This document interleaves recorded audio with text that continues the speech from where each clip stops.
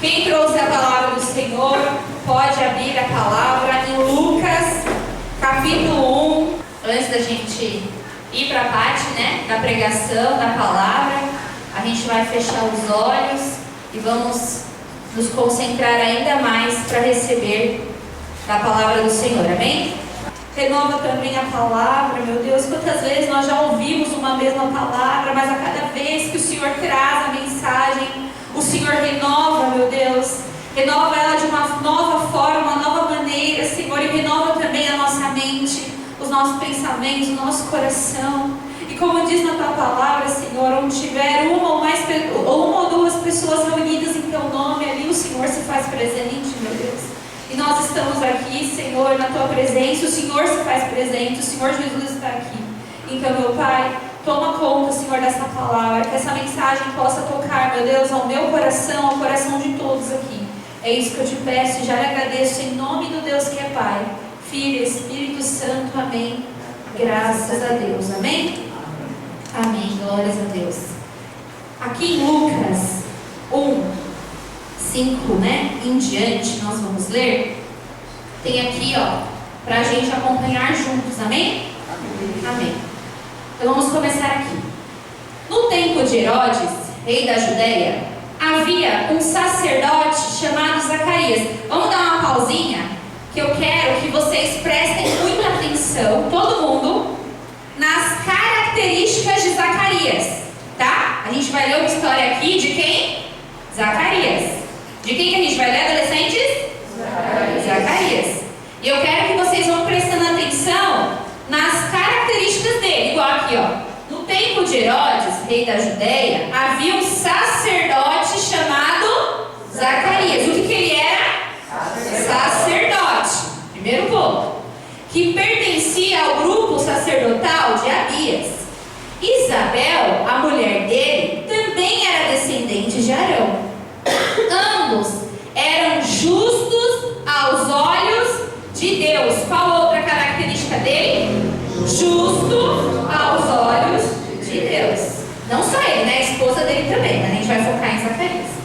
Porque obedeciam de modo irrepreensível. O que é irrepreensível? É aquela pessoa excelente, não tem o que criticar, não tem o que repreender, não tem o que puxar a orelha.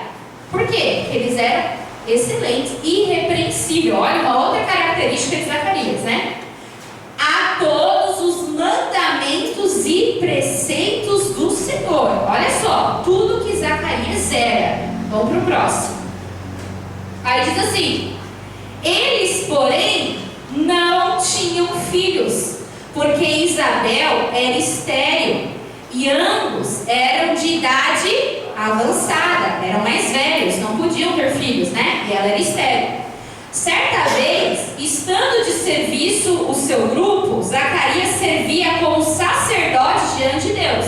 Isso a gente já viu, Ele foi escolhido por sorteio. Eles sortearam ali entre os sacerdotes quem seria escolhido para fazer o trabalho. Adivinha quem foi escolhido? Zacarias. De acordo com o costume do sacerdócio, era de costume, para entrar no templo do Senhor e oferecer incenso. Vamos supor que a gente faça um sorteio entre os líderes, obreiros, pastores. Mas vamos ver quem que Deus quer para vir aqui e fazer aqui uma oração pelo altar, pela igreja. Esse é o exemplo. Aí Deus foi lá, e a gente vamos sortear, uma pessoa foi escolhida. Aconteceu isso com quem? Com Zacarias. Pode colocar no próximo. E aqui a gente tem, descrito as qualidades que a gente acabou de ler. Quais são elas? Ele era um sacerdote, ou seja, ele era uma pessoa que estava ali na obra, no templo, na igreja de antigamente. Ele era justo aos olhos de Deus. Ele não era só aquela pessoa que ia para o templo, ia para a igreja, fingia que era uma coisa, em casa era outra. Não. Ele era de verdade. Ele era justo aos olhos do Senhor. Ele era irrepreensível. Igual eu falei, não tinha o que falar. Ninguém tinha o que falar no ar dele. Por quê? Porque ele dava bom testemunho. Ele se comportava bem, era um homem de Deus, tanto em casa, quanto lá sendo sacerdote, quanto na rua. Então ele era um homem diferente. Que mais? Faz parte da obra, porque ele cuidava do templo, organizava as coisas no templo, fazia parte ali da liderança, era ativo ali naquela obra, né? E ele foi escolhido por Deus naquele sorteio para ir lá fazer aquele sacrifício, para ir lá fazer aquilo que precisava ser feito no templo. Tá certo? Até aqui maravilhoso, né? Perfeito. Aí o próximo diz assim, ó: quando chegou a hora de oferecer incenso, o povo todo estava orando do lado de fora. Só ele entrou, né, para fazer. Então, um anjo do Senhor apareceu a Zacarias à direita do altar do incenso. Quando Zacarias viu o anjo, ficou assustado e dominado pelo medo. Olha só, ele foi escolhido, ele era um homem de Deus, mas quando ele viu o anjo, ele ficou como? Com medo, ele ficou assustado, ele nunca tinha visto aquilo na vida dele. E às vezes a gente não consegue nem imaginar como que é um anjo, né? Como que é, enfim, se estava brilhando, se não estava brilhando, usem a imaginação de vocês, né? E aí ele ficou assustado. Pensa, você chega num lugar que é para você estar sozinho, em silêncio, tem alguém lá. Então imagina, ele ficou assustado. E o próximo? O anjo, porém, lhe disse: não tenha medo, Zacarias, pois a sua oração foi ouvida. Olha só, a oração de Zacarias foi ouvida. Qual que é o pedido dele? Qual foi a oração dele? Vamos ver. Isabel, a sua mulher, dará a você um filho, e você lhe dará o nome de João. Ele será motivo de prazer e alegria para você, e muitos se alegrarão por causa do nascimento dele. Coloca no próximo. Ele continua, o anjo falando: pois será grande aos olhos do Senhor. Ele nunca tomará vinho nem bebida fermentada, e será cheio do Espírito Santo desde antes do seu nascimento. Fará retornar muitos do povo de Israel ao Senhor, o Deus dele. Ele irá diante do Senhor, ou seja, esse filho João, no espírito e no poder de Elias, para fazer voltar o coração dos pais aos filhos e aos desobedientes à sabedoria dos justos, e assim deixar o povo preparado para o Senhor. Olha só o que aconteceu. De repente, vamos supor que era um dia normal, dele lá, dele consagrar, dele orar, dele colocar ali o sacrifício, o incenso que ele ia colocar. De repente ele viu o anjo, e ele era mais velho, ele já tinha idade avançada. E aí ele se assusta, ele tem medo, e aquele anjo fala para ele: olha, a sua oração foi ouvida, não tenha medo. E tudo isso aqui que ele descreve, pode voltar lá para mim? Tudo isso aqui que ele descreve, no final das contas, foi algo que um dia ele orou. Olha que maravilhoso. Não é maravilhoso? O que aconteceria hoje? Eu quero que você pense. Se o anjo aparecesse na sua frente, qual seria a sua reação? O que você ia fazer? Qual seria a sua reação? Qual o próximo slide? Pode colocar, obreiro. Bem isso. Qual seria a sua reação? Pergunta para a pessoa que está do seu lado. Qual seria a sua reação? Se um anjo aparecesse na sua frente, falando para você que a sua oração foi ouvida, aquilo que era o mais difícil, aquilo que era impossível, qual seria a sua reação? Você ia gritar? E aí? Vocês vão gritar? O que vocês vão fazer? Fica alegre? A Nancy ia ficar alegre. Meu Deus, vou comemorar. Eu sempre quis ter um filho. Minha mulher era estéril. Eu sempre quis. Olha que maravilhoso. O que vocês iam fazer? Alguém ia sair correndo embora?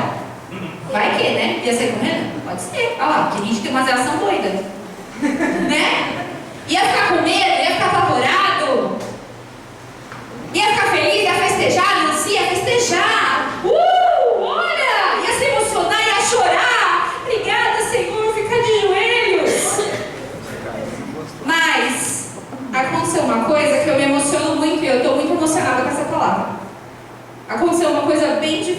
diferente daquilo que aconteceria. Qual foi a reação de Zacarias? Vamos ler juntos. Diz assim, ó. Quando ele recebeu essa palavra, sabe qual foi a resposta de Zacarias? Foi assim, ó. Como posso ter certeza disso? Pois eu já sou velho e a minha mulher é de idade avançada. Quando eu li isso, às vezes a gente julga, né? Zacarias, um homem incoerente, um homem que, nossa, ele era de Deus, ele era da igreja, ele era sacerdote, ele era irrepreensível, ele era justo, mas ele no final, ele duvidou, ele não acreditou, praticamente ele pede tipo um sinal. Como eu posso ter certeza? O anjo está na frente dele, ele já tem a certeza. Mas sabe o que eu fiquei pensando? Que Deus falou muito forte no meu coração. Primeiro ponto, Deus ele quer falar com você que está dentro da igreja hoje. Porque a história de Zacarias é a história de um homem que estava na igreja, estava no templo. Era quem ajudava, quem servia, quem limpava, quem organizava, era esse. Ou seja, é comigo e com você que Deus quer falar. Amém? Amém, esse é o primeiro ponto. O segundo é o seguinte: o que será que aconteceu no coração de Zacarias para ele chegar nesse ponto de duvidar que aquilo nunca mais iria acontecer? Vamos pensar juntos? Ele já era mais velho. Quantos anos será que ele não orou pedindo para Deus curar a vida da mulher dele? E os anos foram passando e ela foi curada? Não, ela não foi curada. Quando que chegou a palavra? Depois de muito tempo. E talvez ele já estava, sabe como? Cansado, exausto.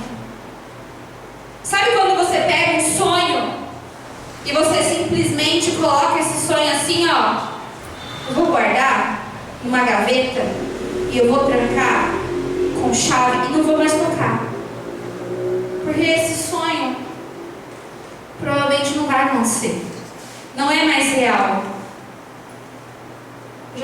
Já é muito difícil, já não tem mais como. Vamos tentar imaginar o que Zacarias estava sentindo para ele duvidar, para ele querer colocar ali o racional. O que é o racional? A realidade. Olha, a minha mulher já é uma senhora, ela não pode mais ter filho, já passou da idade. É igual hoje em dia, quando uma mulher quer engravidar com 50, 60 anos. Gente, é normal? Não é normal. Com 80 anos é normal a gente ver uma mulher grávida? Vamos pensar isso. Imagina ele, com 80, 90 anos, a esposa dele, avançada idade. Ele esperou a vida inteira, ele orou a vida inteira, ele pediu a vida inteira. E aqui a gente percebe uma pessoa que já tinha desacreditado. Uma pessoa que já tinha perdido as esperanças completamente. E talvez, será que isso já não aconteceu com você? De você ter colocado algum sonho embaixo da gaveta porque falar assim, não, isso é muito difícil. Ou eu já pedi para Deus várias vezes, então isso não vai acontecer. Não, eu não vou mais nem tocar nesse assunto. Eu não vou nem tocar nesse assunto porque eu não quero tocar nesse assunto, eu não quero mexer. Eu estou desacreditado. Eu estou sem esperanças. Eu nunca vou esquecer que quando eu era mais jovem, né? Eu tinha um problema com a minha vida sentimental. E era tão forte a minha desesperança ou a minha dor da minha área da vida sentimental que todo o propósito da igreja da vida sentimental ou de todas as áreas eu fazia assim. A vida familiar, eu escrevia, nossa, eu quero ter uma família, nananã. Aí Profissional, eu escrevia como que eu queria profissionalmente a minha vida. Como que você quer que seja a sua saúde? Eu escrevia. Chegava na vida sentimental, que era o meu ponto de dor, eu não colocava nada. Eu colocava no máximo assim, Senhor, seja feita a tua vontade. Eu não queria tocar. Eu não queria mexer. Por quê? Porque já era um ponto para mim muito sensível. Era um ponto para mim que eu não tinha mais esperança. Era um ponto para mim que eu já duvidava. E claro, numa outra proporção, que para ele estava muito mais velho, muito mais avançado em idade. Imagina Zacarias vendo Deus fazendo milagre para um monte de gente. E talvez só esse específico não fez na vida dele por muito tempo. E ele simplesmente já estava cansado, exausto. E por isso ele duvidou. Por isso ele não acredita. Ele não crê. Ele não recebe. Ele não se alegra como todo mundo se alegraria. Ele não chora de emoção. Sabe por quê? Porque aquilo para ele já estava guardado há muito tempo.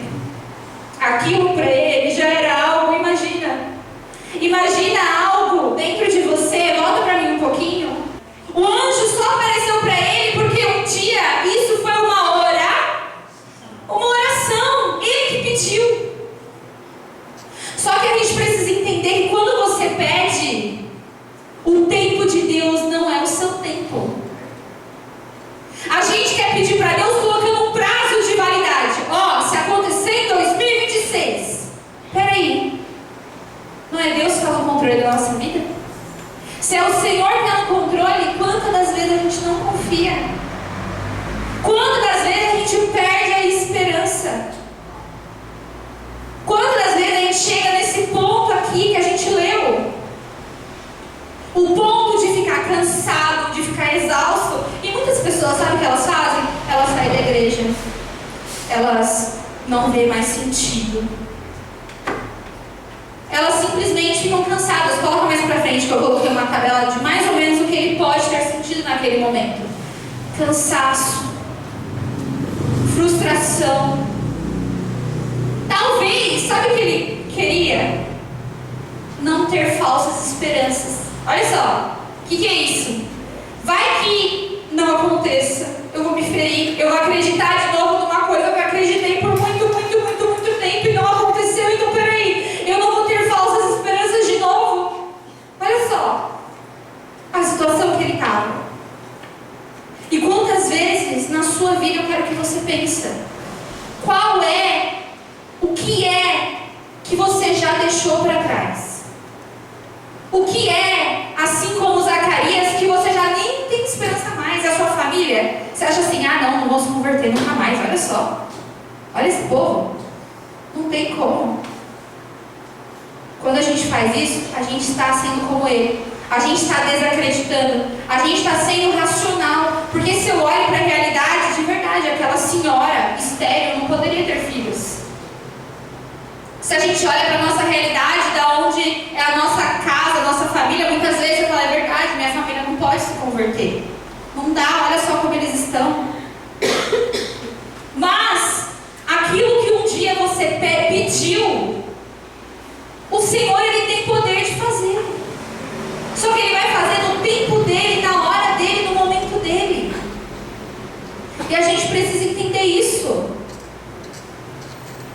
Sabe que uma vez eu vi uma história que mexeu bastante comigo, que era o seguinte: o rapaz, ele tinha uma prova muito importante para fazer, muito importante, era a prova para ele passar para o vestibular.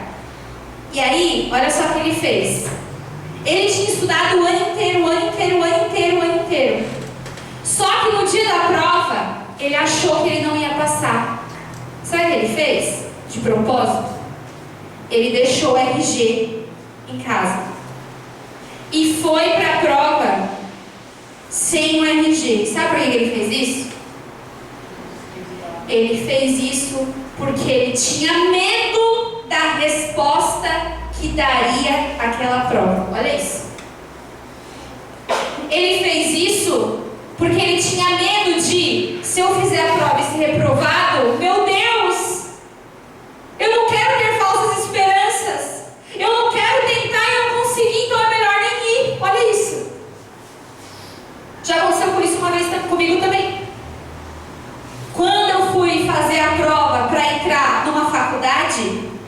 Eu tinha certeza que eu não ia passar. Chegou 30 minutos antes da prova, sabe o que eu fiz, gente? Peguei minhas coisas e falei, o ano que vem eu tento. Fui pro ponto de ônibus.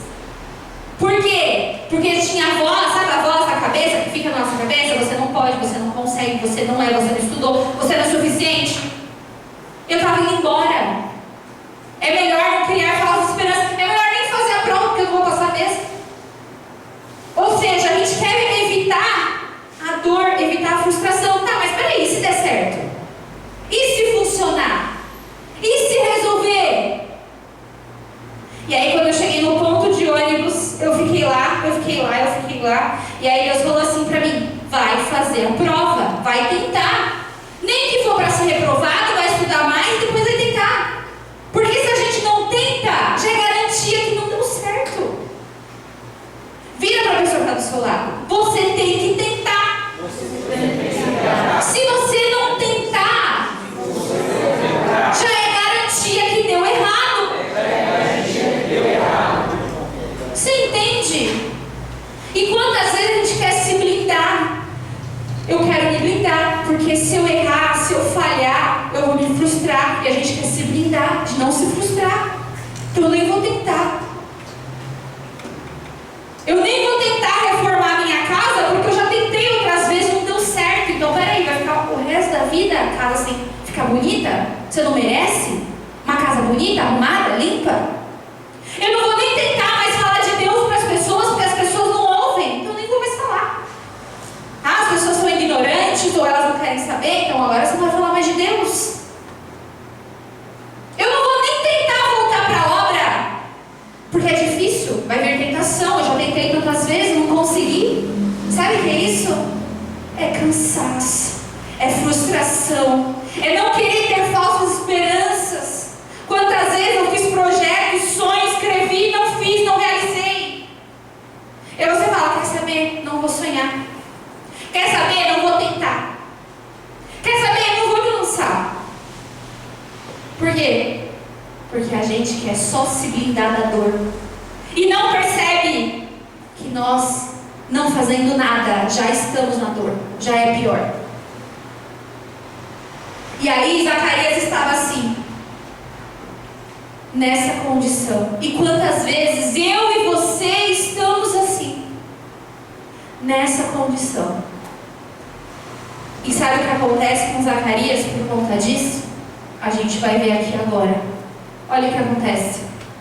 O anjo respondeu assim, ó: eu sou Gabriel, que estou a serviço de Deus, e fui enviado para você para te trazer esta boa notícia. Era uma notícia maravilhosa.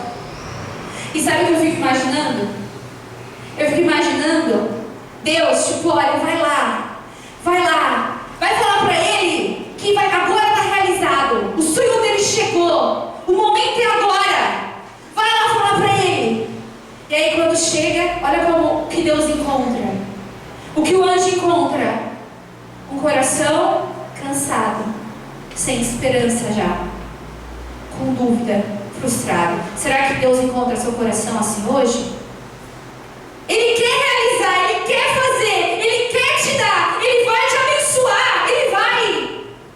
Não foi a fé que a gente falou na terça-feira? Ele vai no tempo dele, na hora dele, aí Ele vai, Ele prepara. Não, isso aqui demora, isso aqui é uma bênção muito grande, na hora certa, no momento certo, no plano certo. Tinha que casar essa história de João Batista, gente, junto com Jesus nascendo. Tem um tempo, tem a hora, tem um momento, está reservado para a sua vida também. Tem um tempo, tem uma hora, tem um momento. Você não está pronto, você precisa ainda se preparar para sustentar a bênção do Senhor, para permanecer. Tem um momento, tem uma hora. Aí Deus vai lá e prepara. Quando chega a hora, não, Senhor, não é possível, ela está estéril, ela é avançada de idade. E quantas vezes a gente não faz isso também? Não, já é tarde demais. Não dá mais. Não, eu nem vou tentar mais. Eu nem vou conseguir mais. A gente precisa se analisar, amém? E aí só por causa disso, olha que o anjo fala na continuidade: agora você ficará mudo. Não poderá falar até o dia em que isso acontecer, que ela realmente ter o bebê.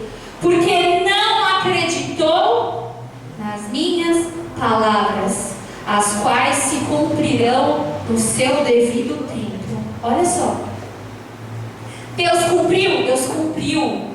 Aquilo era a resposta de oração desse homem. Olha só, um homem de Deus, sacerdote repreensível, justo, que não acreditou nas palavras do Senhor. E será que você também, uma pessoa que vem para a igreja, tudo, acredita na vida de todo mundo, mas você acredita que Deus é Deus na sua vida? Você crê que Deus é o Deus na sua vida, de te dar alegria, de te dar paz, de preencher todas as lacunas da sua alma para você não sentir falta de nada? Você crê? Quantas vezes a gente olha o Deus na vida do outro? E por que Deus não pode ser Deus na sua vida? Sabe por que Deus não pode ser Deus na sua vida? Porque às vezes você não deixa.